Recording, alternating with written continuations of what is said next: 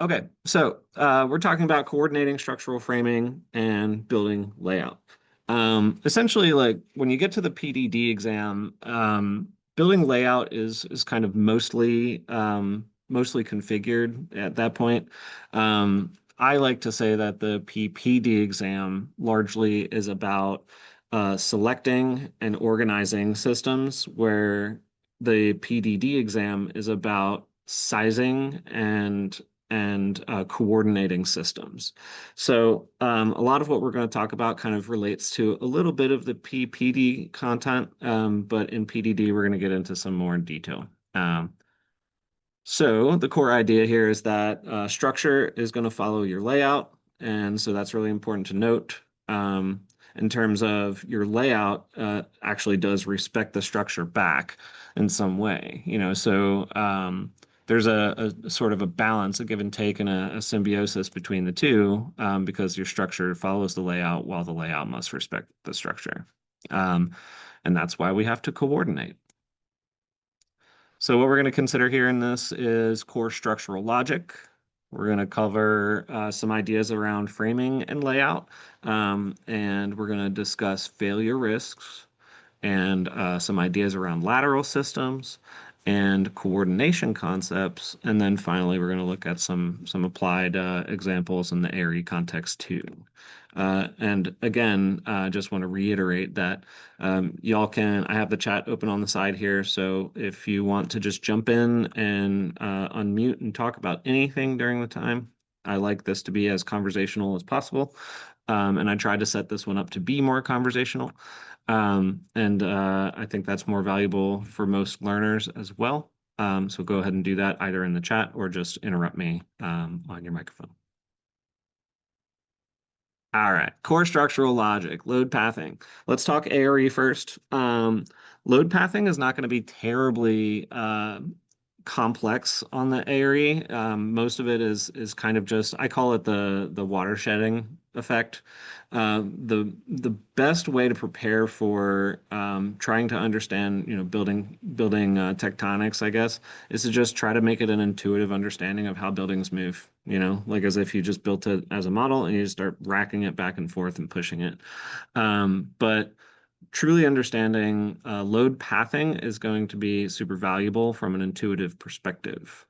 That means that when you're looking at building layout, the arenas of consideration are going to be where are your major program areas going to be laid out relative to those that either have to be or at least very, very strongly should be more rigid and stacked throughout the program. So that said, of course, an elevator is just going to go straight up through your building, and oftentimes elevators are aligned with other shear components in order to stabilize your building. Your stairs as well act as shear walls to help stabilize building movement, and your both your vertical and horizontal diaphragm. So those are the blue columns here in this example. But when we think about laying out a building, we also should be thinking about stacking other elements as well. So if you have an atrium and offices, do they belong on top of each other? Will they behave the same way? Are they roughly the same size, area, floor to floor? And so that is something that we need to consider. And so essentially, when considering those vertical elements, there's an emptiness to the volume of the building that becomes your play zone. The play zone is how do you organize the elements that go around your vertical circulation, for instance. Um, Broken alignments are super critical on the ARE. So, it's you're going to be presented with a lot of content that you have to sort of sift through and find the issue or item. One of the things that I find that ARE really loves, or is really, not that they really love it with the ARE, but one of the probably most exposed arenas of analysis when it comes to structural stability in space is how do you transfer to create spaces in the vertical direction. It probably has the stickiest amount of analysis because when we operate in practice, we operate in a 2D fashion, but we have to analyze it 3D. And so that's one of the things that we sort of have to learn the visualization of 3D space when we look at 2D items. And so when we talk about some of this, we're going to kind of go back and forth between 2D and 3D. Um, so these are, again, very basic concepts. I'm reminding you of the things that we need to consider going into building spatial layout. Um, think of it this way in terms of the building type, right? The first project I ever worked on when I got out of school and started practicing architecture was a core and shell building, which when I was in school, I never had to think about because why would you design a core and shell building when you're in school? You're there to learn much more interesting design tasks and kind of expand your mind as a thinker. However, when it comes to framing and layout, the structural grid in a core and shell structure has nothing to do with the program because the program isn't there yet. So essentially, in this consideration, when you're doing core and shell structures, it's all about the efficiency of the structural system itself. Whatever the layout is based off of, the regional area, materials available, cost of steel.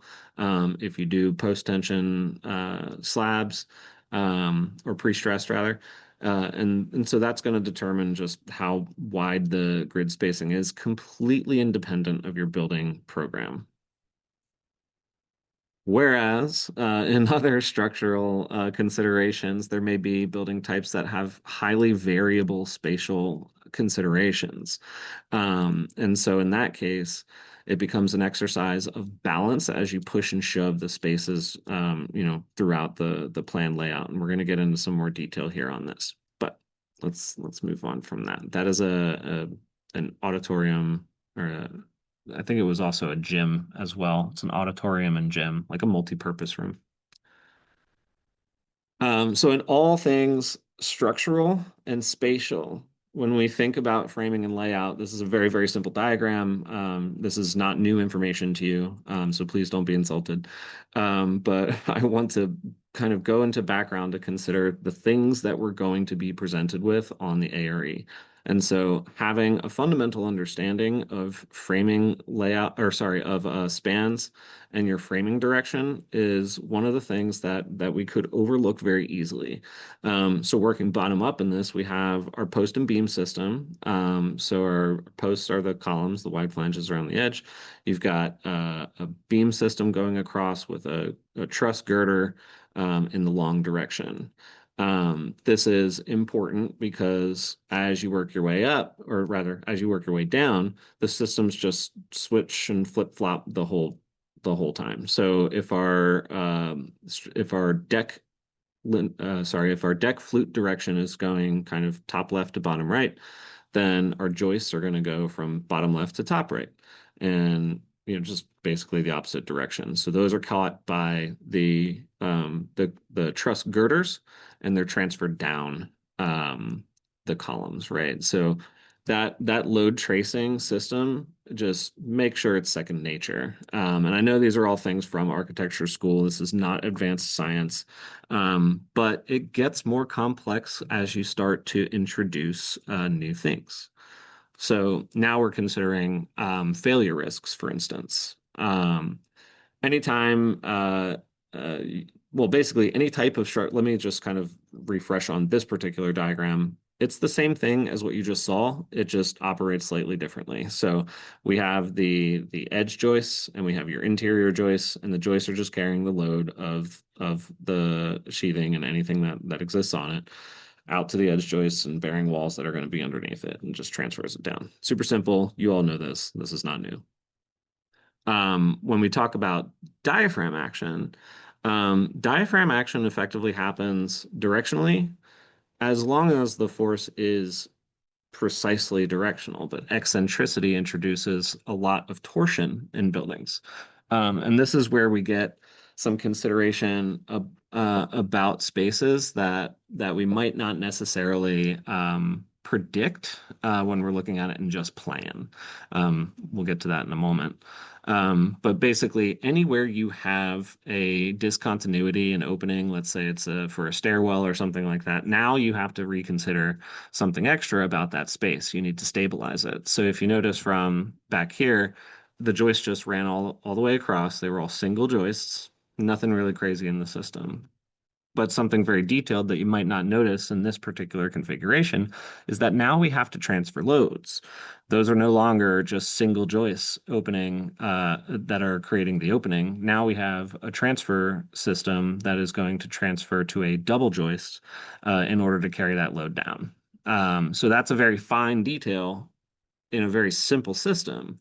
And so this is what I'm trying to communicate is to have your eye on all scales at all times. Because if you're thinking too high level and broadly, you'll miss the double joist consideration.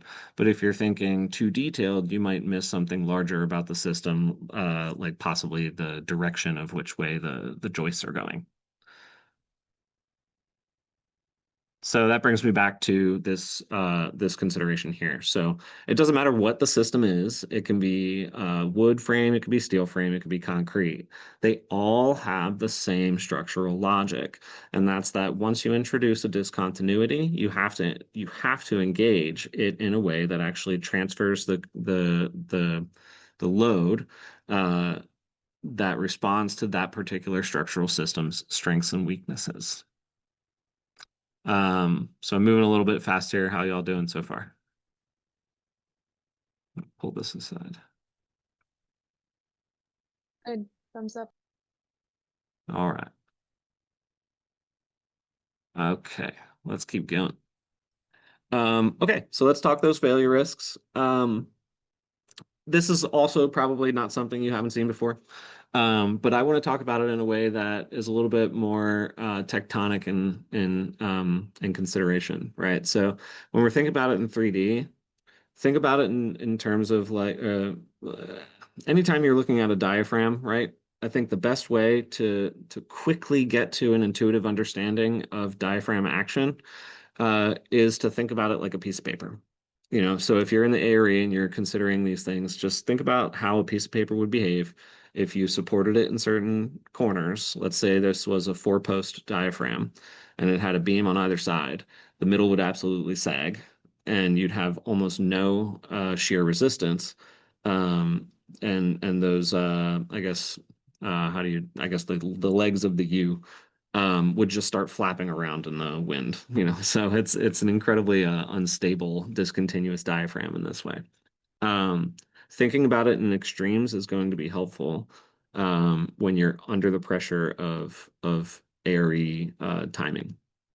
So secondarily, the same principles apply to discontinuous shear walls. If you made this thing like a spaghetti tower or something like that, or a basswood like structural system, when you were in middle school, bring it all the way back to the basics and consider it in terms of basic tectonics. If you pushed on this thing, what would it do? And where do you have to stabilize it? So the diaphragms in both directions, of course, are going to behave essentially the same, except that one side is in one consideration in the vertical direction, you always do have shear resistance at the base because it's the foundation. So even if it's abstracted in a way that it doesn't show the ground, like this diagram here, you know that the bottom is going to behave predictably. All right, so now let's consider this in three dimensions, though. Could this shear wall be used to stabilize the horizontal diaphragm? Do you have any considerations of that? Could you put it somewhere in that? Could you collapse these two together in some way and get some performance out of it?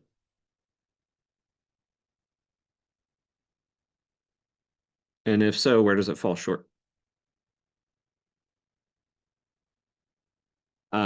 If you don't want to jump in, that's fine. When I think about this, right, one of the best exercises in preparing for the ARE and visualization is to take some of these diagrams and start smashing them together.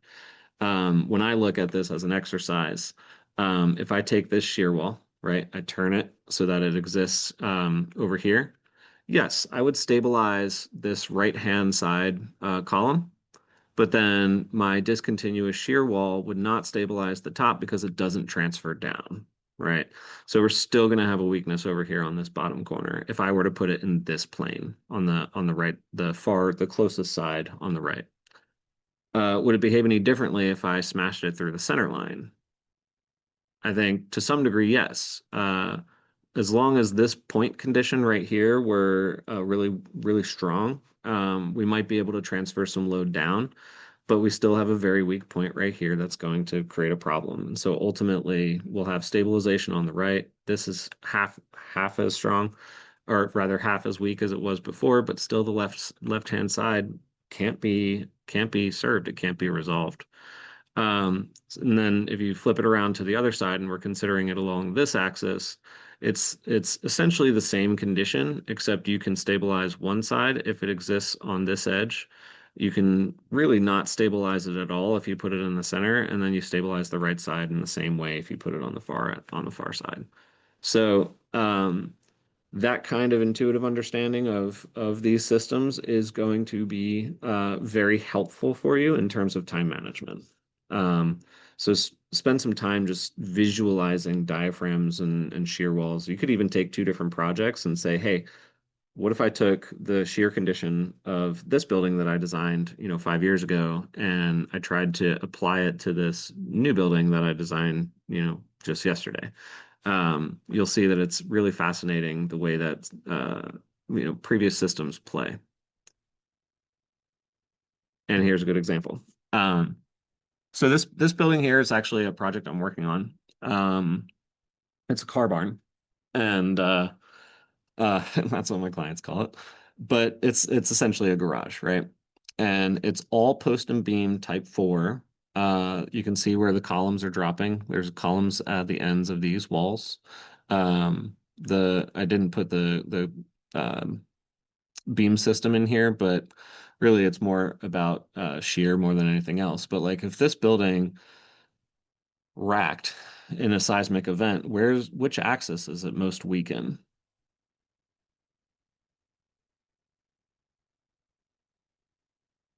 Do you have any ideas?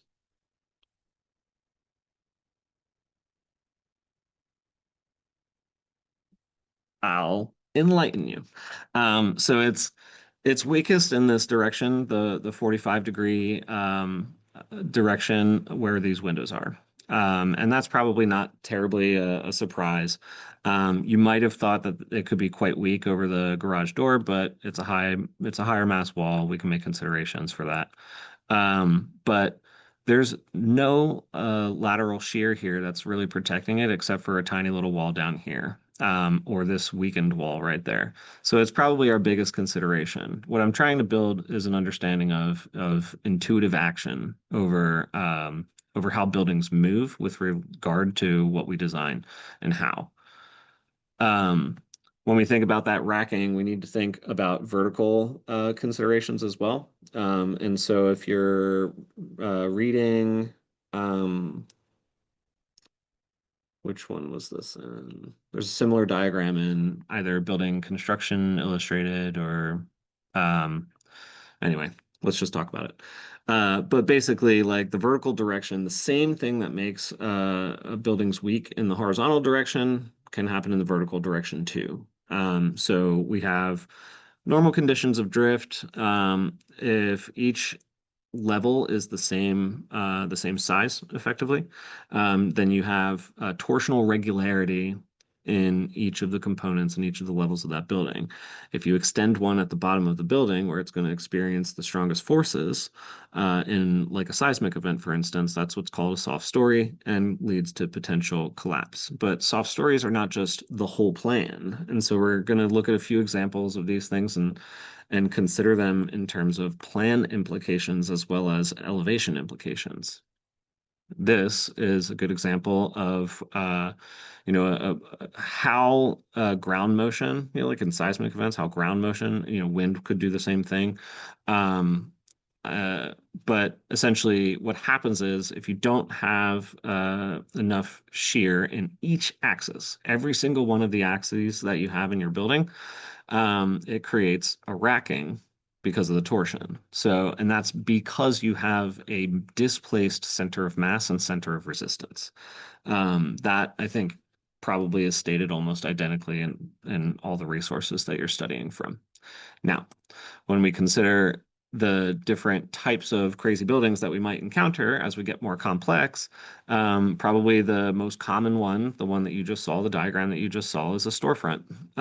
Most storefronts are the resolution of how to handle a storefront is that they don't just do one building that has an open front and solid shear resisting sides. Effectively they just create a mall out of it, and so you get the lateral shear you need from other systems and moment frames around the edge. Um, when we get to a corner storefront, you're missing two sides. The risk of torsion becomes greater, and if you have a really wild one, something like a wedge, or you only have one shear wall, you have to consider very greatly what we're doing to stabilize that system. Utilizing connections between columns throughout the spaces and creating, choosing essentially like moment frames versus, pin connections is one of the probably most universal solutions that you'll have in your career. Is it more expensive? Yes, but it's not that cost, it's not, depending on what you're doing, it's not that cost, critical. So let's think about the plan condition. That's actually not a plan condition. That's an elevation condition. That's typed wrong. But we talked about soft stories. They're very basic. When we think about shear, we have to think about it again, go back to like where we had the two diagrams. Um, so think and plan where you might need to have shear walls that exist across, or where you might need to have solid walls that exist across the space, and can you transfer shear down if you choose to? Um, if you have wide open conditions on the first floor and you have lots of very closed conditions on an upper floor, what is your system that's going to respond as you choose to go up? Can you introduce a shear wall on an upper floor and transfer it down to lower floors? Does anybody have an idea of how you might do that?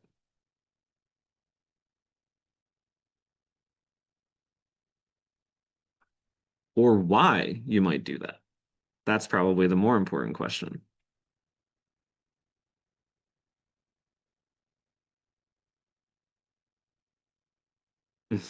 Okay. So let's start with how. How is pretty simple. You can introduce bracing but that will still affect your ability to free flow through some of the spaces. But ultimately, if you changed any of these bays into a moment frame, you could transfer the shear down. As you have a shear wall up top, depending on what type of construction it is, it could be very heavy, very expensive. So most of the time, if you're going to do a shear wall in an upper layer and transfer it down with moment frames, it's going to be pretty light construction. Why would you do that? Um, there is a cost advantage to what type of construction you're choosing. Um, so that's why, for instance, like in wrap structures, it doesn't make any sense to, um, or podium or wraps. It doesn't make a lot of sense to continue the structural system that you have below because of the cost implications. So they switch to a lighter framing system above. They use bearing walls and they transfer it all down to essentially a podium. And so if you were to consider like the first and second floor to be potentially storefront, so you need it open, you use moment frames, you can use steel construction, concrete, and then whatever you have up top is lighter construction. You may switch to doing bearing walls and shear walls out of lighter frame construction in an upper floor for cost consideration reasons.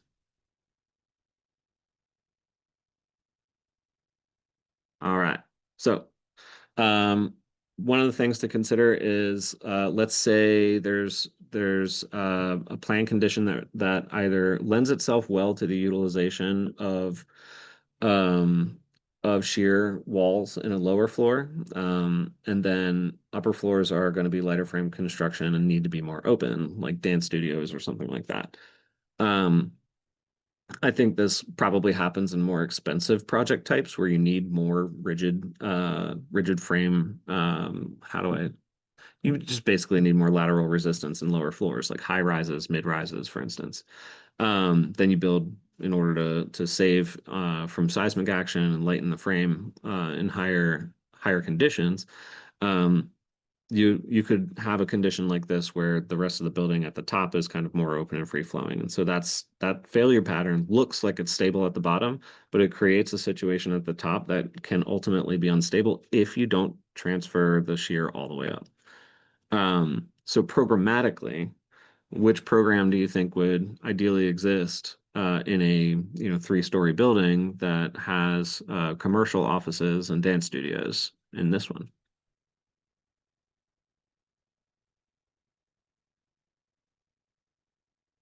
So commercial probably lends itself, or rather, let's start with offices, probably best suited on the middle floors, just because your commercial spaces programmatically would need to be on the bottom.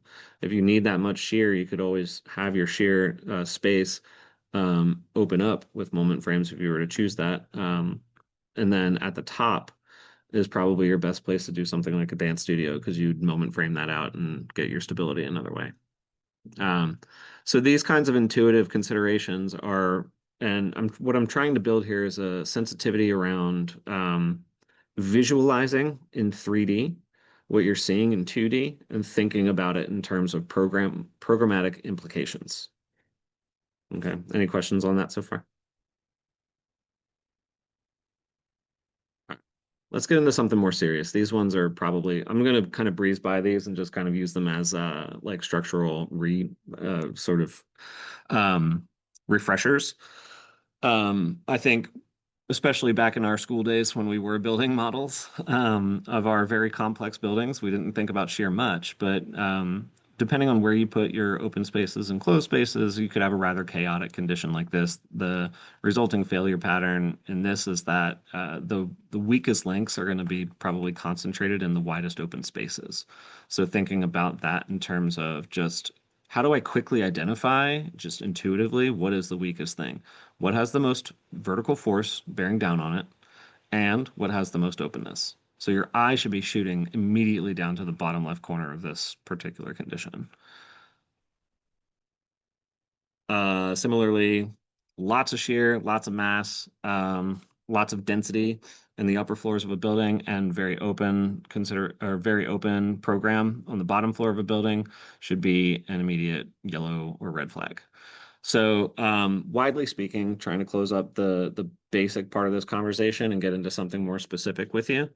Um, Soft stories are almost always a red flag, and they're probably the most common condition in architecture. So, understand your soft story considerations, what makes it, what breaks it, and what lateral system solutions you can use. You can add more columns, which essentially transfers more load and doesn't it's not a failure, it's less failure risk on each column. um, you can add bracing, but then again you only have a certain amount of space to use in that bay. If you add bracing, you can add shear walls entirely, or you can add external buttresses to stabilize the building and just transfer the forces across, so that the bottom soft story doesn't have as much racking. Right. So these intuitive systems should be second nature to you by the time you walk into the area. And let's talk about plan correlation. All right. I have a question for you all. What is the weakest part of this building? This is an auditorium. It's an auditorium and a gym. These are locker rooms. We have team rooms here. We have some program here that is related to operations, bathrooms, and I kind of forget what this one is, maybe offices. And then our stage is there, and we have the gym here.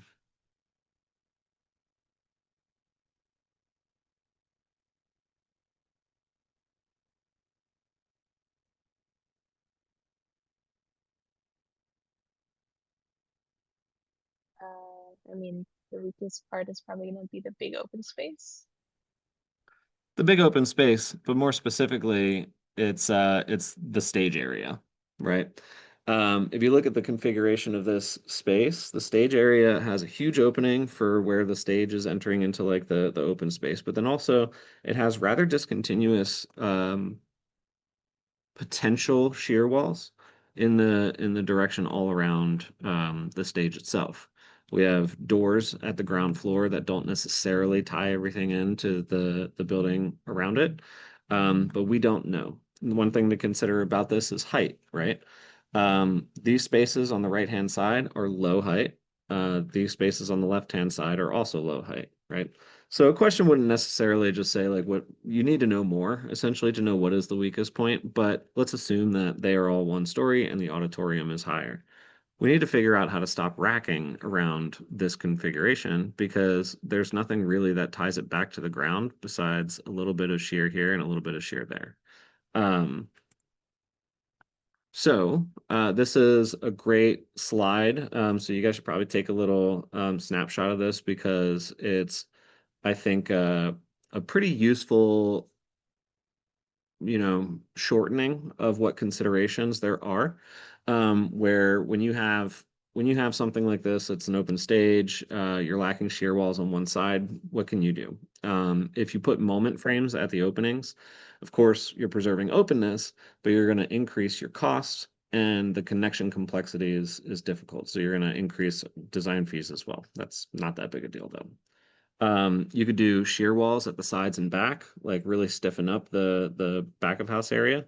Um, that provides really efficient stiffness that you could probably rely on, and drift control, but of course it limits your flexibility. You could also get rid of some of those doors, and you'll have to consider that. Um, diaphragm, using your diaphragm and collectors. So if you have the ability, what you can actually do is stiffen up the building by connecting it more directly to the wings on either side. So that redistributes the load out into the other spaces instead of trying to contain it in that space itself, which will afford you more flexibility in the gym itself. So if you need to open up that opening, the stage opening, and you want less, then you're going to have to push it out to the areas next door. And then extra bracing in back of house. So you can use any of those hidden areas in the back of house and create, more cross bracing or some other system that isn't as expensive as moment frames because it's an operational space, right? So these considerations are, I think, I like this slide and I enjoyed preparing it because it inherently ties cost and complexity to the idea of program. Like what do you get out of it if you choose to go with moment frames at the openings or shear walls at the sides and back? If you choose diaphragm and collectors, and get more flexibility inside, or instituting a non-typical, non-prototypical bracing system.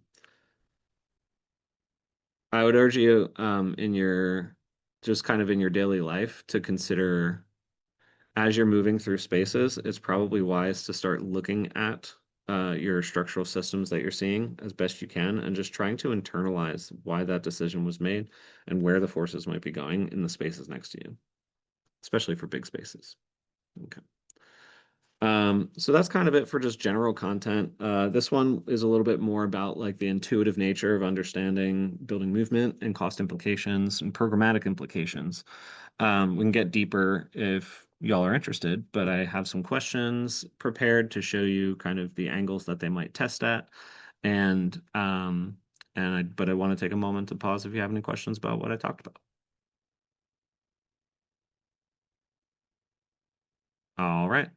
Well, let's take a look at this. So when it comes to structural implications and building planning, not all of them are kind of specific to program, but they have a relationship to program in a way that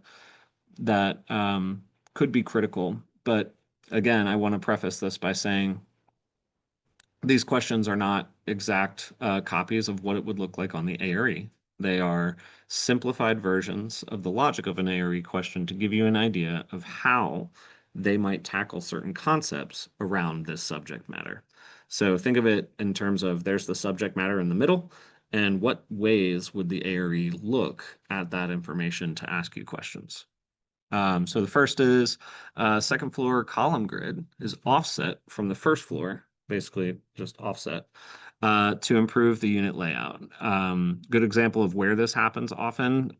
It can happen in wrap structures and high density housing or senior living, for instance, if they're trying to repurpose spaces from below or something like that. Anyway, structural drawings do not yet show a transfer system. What action is most appropriate? Could you reduce the column spacing above, add a transfer beam or a slab system, increasing slab thickness uniformly, or ignoring it until construction coordination? So what I'm getting at here is not necessarily the correct answer. I mean, you'd want to add a transfer beam or look at the slab system to see if choices around the slab could transfer for you. But this type of vertical alignment or transfer condition analysis will be fairly common on the ARE. There may be a question about drawing coordination conflicts. It may state that the structural drawings show a continuous shear wall to the foundation and the architectural drawings show a large opening at the ground level in the same location, or it may show you both plans or like an enlarged view of the shear wall or something, and you'll need to analyze what is different about it. So then it may ask you, what is the most critical issue with these two drawings or these two conditions? The discontinuous lateral load path is going to be the problem there because we can't transfer it down to the foundation if we have an architectural opening. Um, the diaphragm, so considering diaphragms and openings, again, one of the most common ways that the ARE is going to start looking at your structural load tracing. So for instance, it may be something like a scenario like a large atrium opening is introduced into the center of a floor diaphragm without additional framing elements. What is the most likely structural concern? I would imagine for this that something like this, you're going to also have an exhibit for it. But I mean, really, you're looking at load transfer. Does it disrupt the load transfer? If we put a hole in the middle of the diaphragm, are we weakening one side? Do we need to add shear on that side that we've weakened, or is it exactly in the center and we need to add shear all around? Is it properly supported at the edges of the opening? Those are the types of things when it comes to openings that we need to consider. Structural depth increase is really important too when it comes to programmatic considerations. Let's say you have a very low floor-to-floor height. This often happens in senior living and multifamily. So you could be presented with a question that looks like this, where it says during coordination, the structural engineer increases the depth of a primary beam to meet span requirements, extending into the ceiling plenum. What should the architect review first? So if it's a plenum, we need to consider it, but then we need to think about, well, how far down in the plenum are we considering this thing? Um, or how far down into that space does it actually protrude? Does it conflict with ceiling or MEP? And so, structural depth increases are really important when it comes to considering certain type program in the vertical direction. If you're dealing with long span program, a little bit less so, but yeah. So I think that might be the last one that I have there. Oh no, there's another one. Oh, lateral system strategy. Um, so we do, of course, like the difference again between PD and PDD is that like it's a little less about selecting a system. By now, you probably already are given your steel system or concrete system or wood framing system. Um, but uh, one of the things that will be tested, of course, is going to be like your lateral system strategy. And so the strategy here is about isolating the system isolating the system strength and weaknesses and trying to essentially kind of make adjustments or size or change in order to respond to it. And that's a good example of that would be an auditorium design requires a large open stage with no vertical elements at the front, and the building is located in a high seismic zone, which coordination strategy is most appropriate. In this case, what we're going to look at is using moment frames at the stage opening with shear walls at the sides and back and diaphragm collectors. Um, so just so that's to give you a just kind of a pretty intuitive understanding of the different directions that that the ARE might test you on this type of content. Any questions? I see Ari had to take off. I imagine it's after 1 o'clock. We ran a little late. But yeah.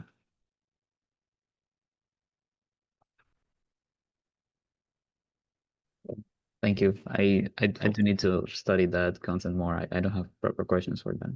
Sorry. Yeah. I get it. And yeah, that kind of content too, like when you're studying for it, just whenever you get to that level, be mindful of how much detail you need to get into. You won't have to study too much detail about like load tracing and stuff. In fact, most people I've heard feel very confident not even needing to calculate anything. It's all about intuitive responses. Yeah. All right, y'all. Okay. Well, Thank if you. there's no other questions, thank you for thank you for coming. I really appreciate that you guys have been stalwart and loyal to joining this chat. Let us know if there's anything we can do to improve. I think it's been difficult for me to kind of like push forward with this scripted content when there's only a few people showing up. And so Mm, if there's a way to make it more free form that we can kind of follow like a cadence, because I'm going like exam by exam right now. But maybe there's something we can do differently that would serve more people if there's only a few showing up. So if you have ideas, let me know. yeah. Thank you. Thanks, Kevin. Bye, Lucy. All right, thanks, y'all.